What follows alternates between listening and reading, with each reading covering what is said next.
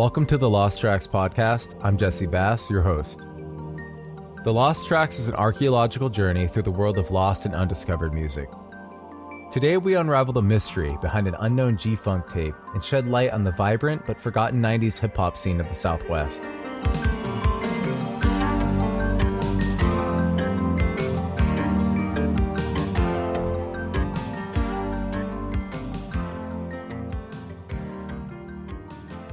"5 years ago, I pulled a cassette from Goodwill. A young black woman on the cover, the name L-Wan scribed across. There were 2 tracks listed, B-Thing and This One's for the Ladies. The word promo was printed on the spine. Inside the sleeve, a studio was listed, Unknown Productions, Phoenix, Arizona. I handed a couple bucks to the cashier, drove home, and popped it in the cassette player. I don't know what I expected, but what I found in that tape surprised me. A polished G-Funk beat with a smooth and peppery flow from the mysterious L-Wan.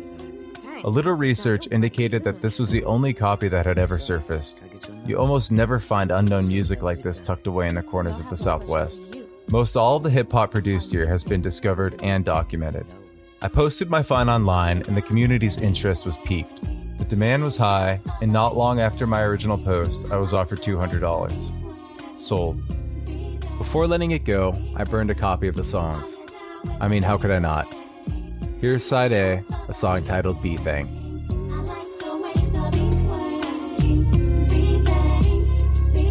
Have you ever had a B-Thing, baby? The kind of B-Thing that drives you crazy.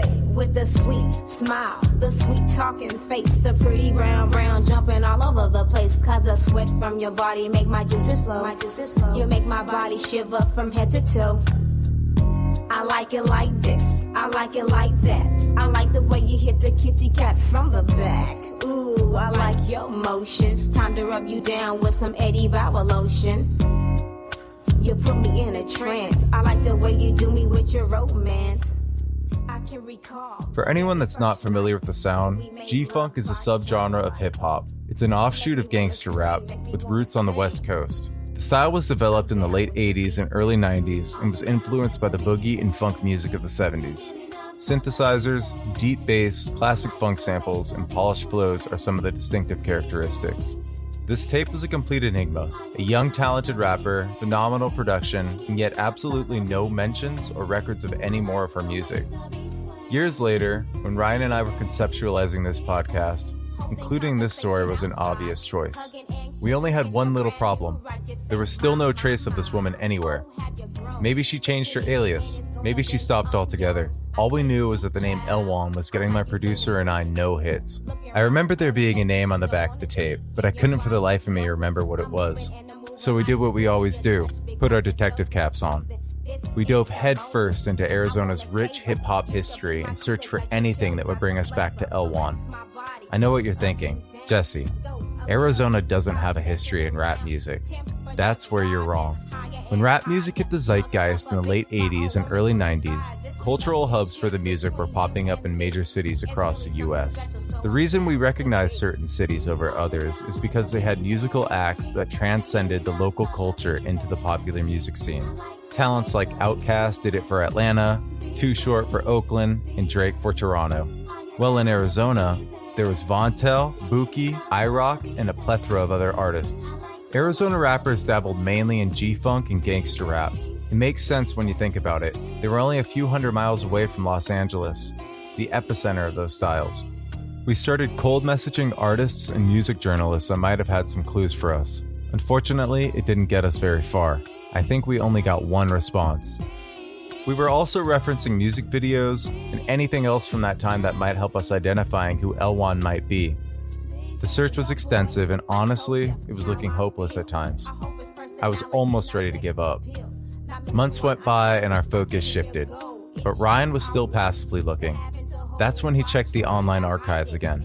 To our surprise, an edit was made. A copy of the entire tape sleeve, including the production credits, was scanned and uploaded. There she was, Lawana Hale.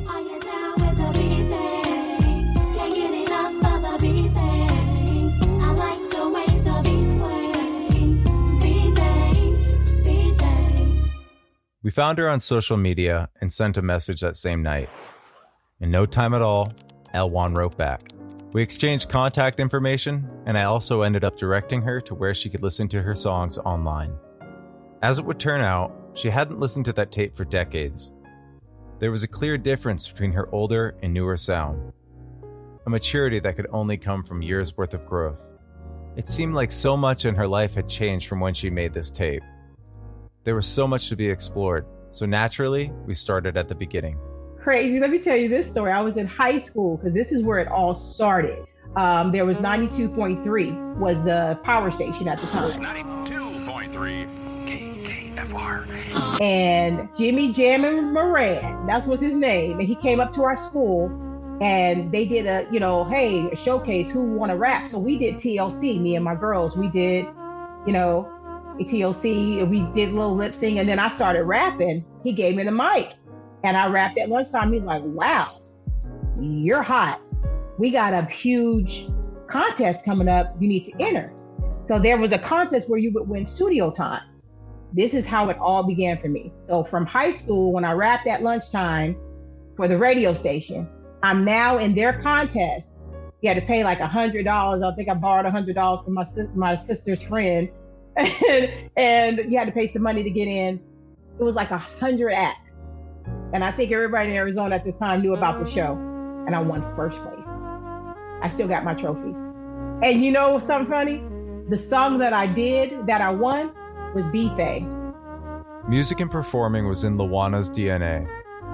Lawana's affinity for songwriting and showmanship would prove her biggest tool in making a name for herself in the male-dominated world of 90s hip-hop. This is especially true when you consider that the sound she gravitated towards was G-Funk. Of the dozens of rappers that grew their career around that sound, I can only name 2 women in the entire pool, Da Brat and Lil' Kim. What struck me, though, was how her younger self wasn't deterred by this in the slightest. Let's take a moment to check out side B from her promo tape, a track titled, "This One's for the Ladies."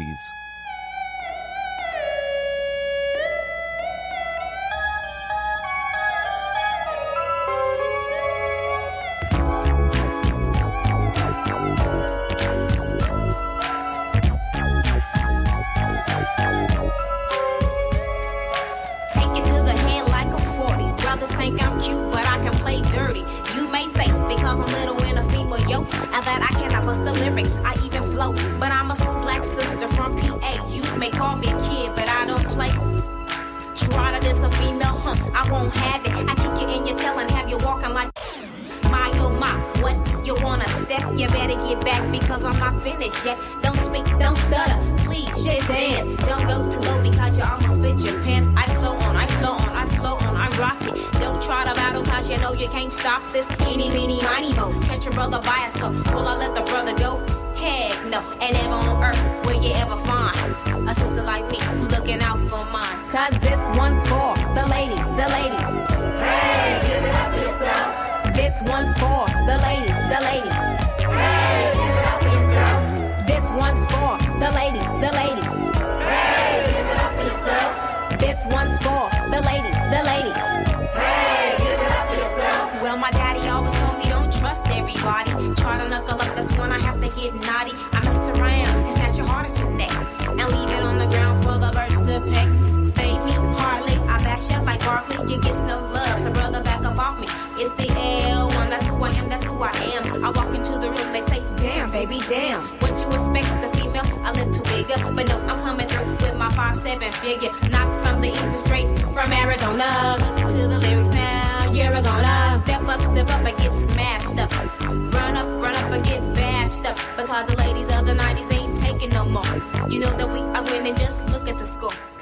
That's when sexiness was just starting to peak for women coming into hip hop. Women who had, Salt and Pepper, they were starting to, wear the shorts, and you got Mary J coming out. Different people that's bringing all this femininity out, and even though we were still sexy, we were still cute, we still wanted to be taken seriously and not just looked at like, you hot. What's up with that? What are you gonna do? And that does exist in the industry. It's like, well, what are you gonna do to make it? And it's like, I'm gonna show my talent to make it. That's what I'm gonna do.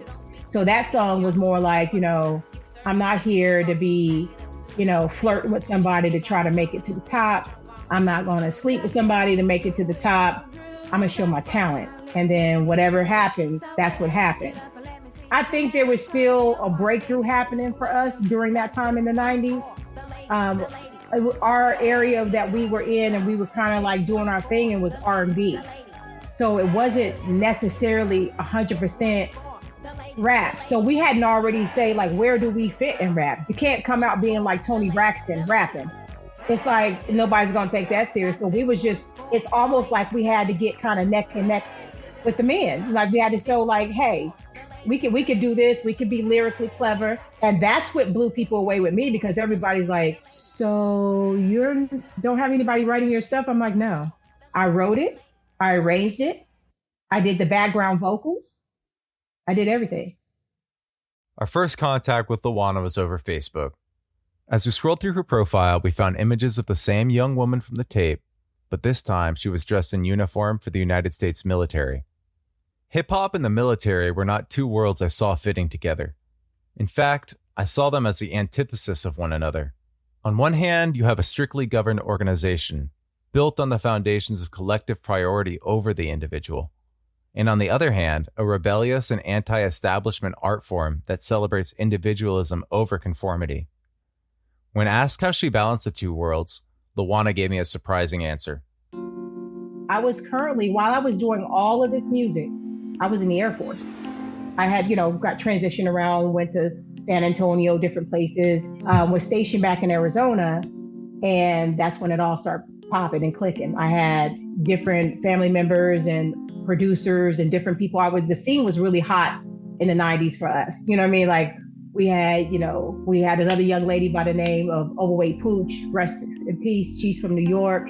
She was on MTV Raps. I mean, we had a lot of stuff happening in 95. Adina Howard, which is she's my best friend, one of my best friends. She had just made the scene. So everybody was buzzing, and I was so upset because I'm like, I'm in the military. No way out of here. So I was doing my music at the time. Very interesting story with me, because right when I started doing in the military, I got a deal I was working on with a label. So we thought that was going to just, catapult me out. I went to, this is going to sound strange, I went to John McCain. I wrote John McCain. He was a pen pal of mine since 8th grade. And I'm saying, hey, my mom, is she single? I'm helping her, and she was my dependent in the military. And I'm like, hey, I got this album deal. It's on the table. I'm getting ready to sign. It's good. I got to get out so I got out a little bit early because I had a contract. And that was something that was not heard of. Even the general that was at the general, like people don't even know who the general is from the base. And the general said, I don't know who you know or what you praying at night, and he gave me my orders and said, they let you out because you got this record deal. But I also got a plaque from them. This is from the military. And they were all in. Everybody at my base, at Luke Air Force Base in Arizona, got a tape. This is what the plaque said. It said, Airman L-Wan Hale, when, not if when, you become rich and famous, we'll brag about having known you way back when in Family Practice Clinic at the 56th Medical Group, Luke Air Force Base. This is September 1993. L-Wan was full of surprises. Shout out John McCain for supporting this young hip-hop artist. Real recognized real. The scene in Phoenix was growing, and it felt like the bubble was about to burst into stardom. Unfortunately, L-Wan's record deal fell through immediately after her leave from the Air Force. This didn't stop her, though. Her perseverance led her straight back to the stage, this time with a more developed sound. Growth is a common theme in L-Wan's professional and personal lives. She was constantly raising the bar and pushing herself to new heights. It didn't matter what was popular or what had worked for her in the past, because she was confident in her creative direction no matter which way she went. Here's a song from L-Wan that marks a clear departure from her old sound, Hot to Trot. 15 years old, with a shirt that says hottie, walking down the street with a grown woman's body. I stopped, watched her holler, walked her to the park for a few little dollars. Baby girl, what you gonna do? Your mama done told you and your daddy think it's easy, but you are mistaken. You're hard to try, better just slow it down. What about your goals? What about your dreams? Better wake up now. You're hard to try, better just slow it down. What about your goals? What about your dreams? Better wake up now. I'm not trying to tell you nothing wrong. Just listen to the lyrics of my song. It hurts me deep inside. See the pain in your eyes. There may be a reason, but there ain't no excuse for the sass, the drama, and the self-abuse. Your body may be grown, but your mind ain't yet. Tell me, baby girl, what you trying to get? You're hard to try. I was given the world and giving myself what I wanted to give, rather than giving what I thought people wanted based off of what was out there. Because one thing about being a true authentic artist is that you want to be a trendsetter. You know, you want to set the stage, set the mark. It doesn't matter to me how many people, you know, I have a saying, you may not like it, you may not love it, but you have to respect it. So my thing is, once you really know my story, you know where I started and where I am and where I'm intending to go. I went from, you know, that Arizona scene to branching off to a way different professionalism. So at that point, it was no more Arizona sound. It was the Wana sound at that point. Then it's like, wow, this is amazing. Like this woman she's not gonna stop. Won't stop, don't stop, won't stop. What about your goals? What about your dreams? Better wake up now.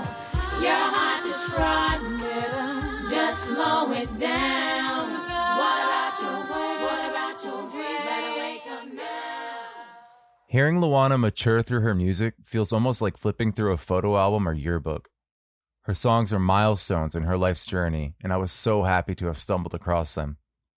I was eager for more context, so I asked her to share her memories and experiences as a young musician in the vibrant and kinetic world of the 90s. Ooh, dangerous. That's dangerous. That was dangerous times. Like the stepping stone for all of this to happen. So yeah, I was 20-ish during that time. So, but back then it was hot. I'm performing. I'm opening up for, you know, LL Cool J. And we got, I mean, like so many things are happening. Everybody still thought I was signed because I had dancers. My show was phenomenal. I mean, I'm doing stuff. I did the Super Bowl in 1995 at the Rage nightclub. I was the only act, which blew my mind because when I thought I was like, I thought there was a headliner. And when I got to the club, which was the Rage nightclub in Scottsdale, they're going, "You're the headliner." I'm the headliner? They're like, "You're the headliner. How many songs do you have?" I'm going, "I have plenty. Let's go." So many celebrities in the building. I'm going, my God. And I'm going, you know, L-Wan throwing up the L's, and I'm seeing all these celebrities throwing up the L, and I'm going, what is going on in here? I did All-Star Weekend. I'm on stage with Deja Vu and all these other, you know, artists that are coming from Cali. Then I did the Def Comedy Jam tour. I went to Vegas, I went to Cali. I'm doing a tour. I go to Albuquerque. I'm opening up for, you know, Biggie. We performed right before Naughty by Nature, and he said, "Hey, we don't have dancers. Would you guys dance?" So me and my two dancers, we were the background dancers for Naughty by Nature after we performed. So this is my life in the 90s. And I know every generation says this, like the 90s is unmatched. It's like every day there was a spot to go to. And the celebrities, when they came in, they knew all the spots. And then where I was excited is that when something was coming to Arizona, oh, I was there. I was either opening or special guest or backstage. I mean, that life was just, I can say that just to have that experience was amazing. We should have made something happen. Unfortunately, we didn't. None of our rappers, you know, excelled the way that we probably wanted. But we did have R&B artists that came out of Arizona that did really well. Unfortunately, there was some you know, issues with, I don't know if it was gang violence or territory or whatever was going on, but the music scene kind of got hit here and there with that towards the end. That was on my way out. LaWanna wrote and recorded music for over 10 years, but took a break in 2005 to secure a stable life for herself. She wore many hats and built a career in the worlds of real estate and finance. Today, Elwan lives in Texas with her husband Daryl and her children. I'm a sucker for a love story, so I asked to hear hers. Well, there was a gentleman that I was dating at the early part of my career. It's funny enough, he was like, L-Wan. He called me L-Wan too. So his name is Daryl Hardy, and he played for the Dallas Cowboys. At the time when I met him, he was playing for the Cardinals. And so we dated for a while. And as you know, back then, we didn't have, we had pagers in two ways. We didn't have internet, email, all that. So when he got cut from the Cardinals and picked up by the Dallas Cowboys, it was like, oh, that relationship's over. And he's like, are you serious? I'm like, well, what are we going to do? Like, you boy, back then, going to another state was like going to another country. And then here we are. How many years later, we rekindled. I was on a show called Adina Howard's Life After on VH1. And he was at home and he saw me. And he was just like telling his son, like, oh my goodness, I used to date her. His son is like, yeah, right. Yeah, right. You didn't date that lady. Like, you're so full of it, Dad. You didn't date her. So he reached out to me on Facebook. And from that day forward, we kind of rekindled and talked about the past, 95, all the stuff that me and you were talking about, we talked about. Jockey Club, the Roxy, you remember all of it. And then after 2 years, we just said, let's get married. I got married and here I am in Dallas, Texas. And just so you know, the 90s scene out here, they love 90s music in Dallas. Love it. This is like a huge hub for 90s. They love live entertainment and they love 90s music. It seemed to me like the universe brought LaWanna to exactly where she needed to be. I was so happy to hear the woman from the tape was still thriving. I asked about the future of her music, and she excitedly informed me that she is back in the studio and recording her new album, My Eyes, My Soul, My Music. And this time, she brought her children with her. Unsurprisingly, music runs in the family. LaWanna's journey and transformation was inspiring. As a business owner and new podcaster, I took her story as motivation to stay authentic and persistent in my goals. This next song of LaWanna's is my personal favorite. She wrote it as a self-portrait and triumphant declaration of herself as an artist. It's called Perfectly Me.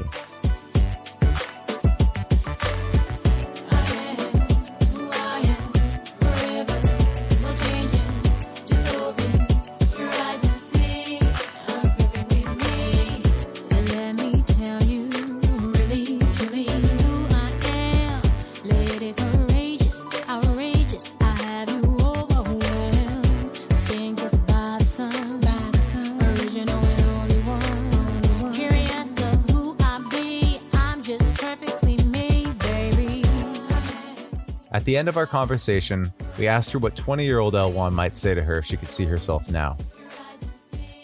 Thank you. Thank you for going in a direction that I wanted to go in, but I was afraid to. I wanted to, do R&B. I wanted to do whatever I wanted to do. I didn't want to do just, oh, you're a rapper. Oh, come on, L-Wan rap. It was that constantly. And I said, if I don't get out of this, they're going to stick me in here and I'm going to be stuck. So I got out, and I think the label at the time was like, no, you gotta rap. And I fought for L-Wan so that I could become Wanna. And so L-Wan would say thank you. And now she'd be like, okay, so what we doing? Well, what are we doing, Wanna? We gotta get back to writing. So that's what we're doing now. So I'm actually answering L-Wan right now.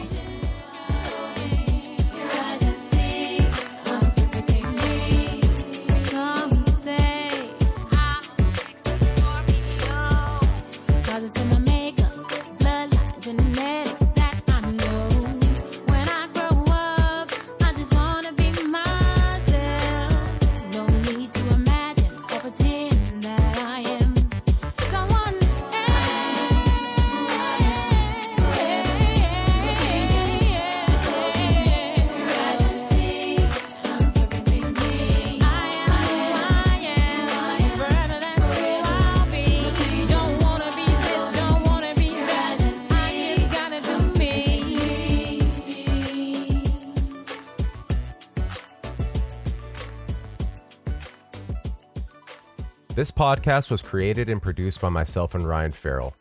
If you enjoyed this episode, hit that subscribe button and share with your friends. Better preserved than forgotten.